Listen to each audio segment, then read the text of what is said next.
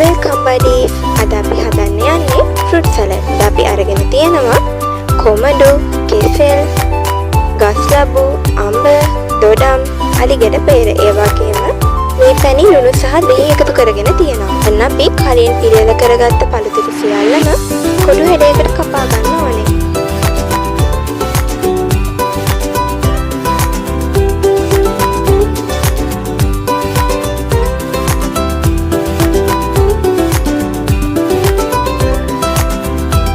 දැන් අපි මේ පළතුරු ඔක්කොම ගැලපෙන භාජනයකට දාගෙන දහි එකතු කරගන්න ඕනේ.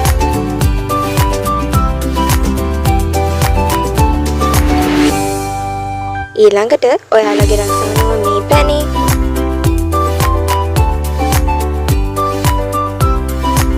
ඒ වගේම රසවනවා ලුණු එකතු කරගන්න පුළුවන්. දැන් පළතුරු හොඳින් මිශ්‍ර කරගන්න.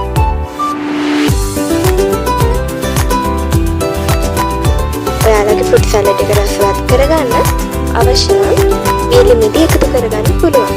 මෙන්න තියෙනවා ඔයාලගේ ෆෘට් සලාඩ් එක. ඉතින් ඔයාලට කැමති විදිහට පිළිගන්නලා දැන් රස බලන්න පුළුවන්.